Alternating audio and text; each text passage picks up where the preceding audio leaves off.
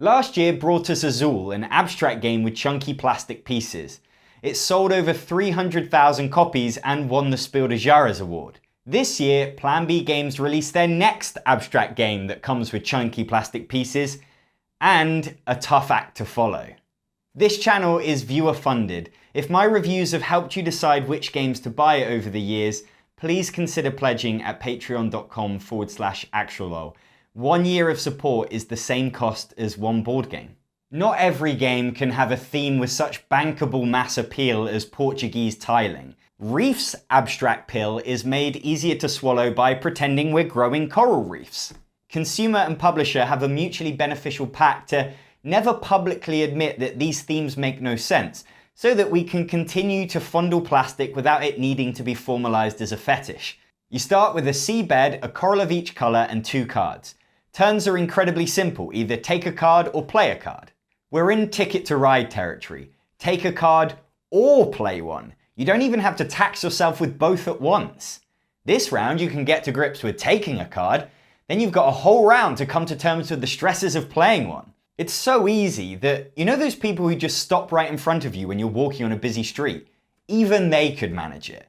And you know those people who play their music on the bus so everyone can hear it? Well, they couldn't manage it. Even board games have limits. When you play a card, 2 things happen. First, you get the coral at the top and place it on your board wherever you want. After you've done that, you score points if you've met the goal on the bottom of the card. If you have 3 greens in a row, you get 4 points. You're looking at the reef top down, so it doesn't matter what's underneath. Private goals are always great to give players a focus, but in Reef, the challenge isn't in meeting a goal, it's about working out the best time to do it, and by how much, because you can score a goal more than once. If you've got a visible green coral, you get 1 point. If you've got 8, you get 8 points. On the face of it, it's easy to get 8 green coral on your board. Just play 4 cards that give you green coral. It's easy, but it's not efficient. You have to make every card along the way worth playing. Every card has the potential to score, and if you're clever, you'll be scoring off all of them. Your strategy isn't one long-term goal, it's lots of mini goals that you can chain together. You can have 4 cards in your hand, and the order you play them in is crucial. That card will give you the oranges you need to score that one, which sets you up with a level 3 stack for that card. Imagine you're picking people up and dropping them off around town. You don't want to go straight to take that person over to the other side of town immediately. Keep them in the car whilst you do some smaller trips on the way. As you play cards, your future plans diminish, so you have to keep taking new cards to make sure you always have something you're working towards. I've seen players focus on one big goal, do everything they can to get loads of points from it, but then their hand is empty and they have no idea what to aim for next because none of the cards available work with what they've got. If they'd picked up those cards earlier, they could have made allowances for them on their previous turns. It's tough. You've got to keep 4 goals in your mind and work out in which order you should play them. If you've got a seabed of greens, having to place those pesky 2 orange corals at the top of the card first is going to drive you mad. You do want those oranges for another goal, but you want to place them after you've scored the greens, not before. And it's not just the order, you're having to plan the spatial logistics of where to place those coral. There's plenty to think about when it's not your turn. And when it is your turn. Reef is a brain burner, and it's definitely given me analysis paralysis as I desperately try to visualize in what order I can chain my cards. The feeling when you pull it off, scoring card after card in a perfect run, is great. So next game, when you're struggling to recreate that magic, you feel the pressure that Carly Rae Jepsen felt, sat in a recording studio, trying to write the follow-up to Call Me Maybe. But don't fear, her next album was a classic. Anyone can play Reef, it's easy. But it's also easy to be terrible at.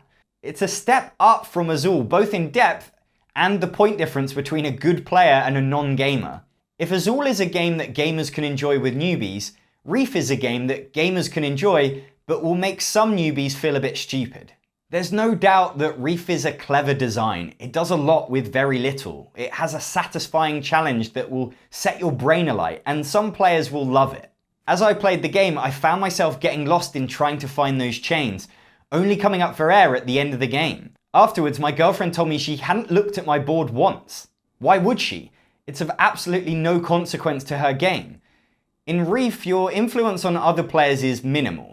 If you really want to be mean, you could take a card that another player would love to score, but you'd be wasting a turn to take it and then a turn to get it out of your hand, so would it be worth it? What's worse is that I'm not sure we'd spoken to each other. A big part of why I play games is for the social interaction, and sadly Reef doesn't encourage that. It's not simply because there's no direct interaction between the players, it's also because I'm so consumed by the challenge of planning my next few turns that I don't have time to talk, and if I did, I'd forget what I was planning and then slow down the game for everyone. Please understand, this isn't a criticism of the game, this is my personal response to it. It's the same reason I don't play heavy Euro games, because I stress over every turn in silence and have no fun. If I talk, I either feel bad for slowing down the game for everyone, or rush my turns and make bad decisions, making me question why I'm playing the game at all. I didn't have that problem with Azul because you can't look into the future with such certainty and the options on your turn aren't as plentiful. Some people will relish that they can focus on their strategy without it being ruined by their opponents. I prefer to play a game that's against the other players at the table, not just alongside them. If you're looking for an abstract game with some real depth that you can get stuck into and you don't mind a lack of interaction, Reef is great. It's not for me, but I like that Plan B are making attractive, solid abstract games with approachable rules. I'll just keep my fingers crossed for one with a little more bite to it. There's a link to where you can buy Reef in the description below. If you like this video, please subscribe to see more videos like this. And if you want there to be more Actualol in the world, pledge support at patreon.com/Actualol. I'm John Purkis, thanks for watching.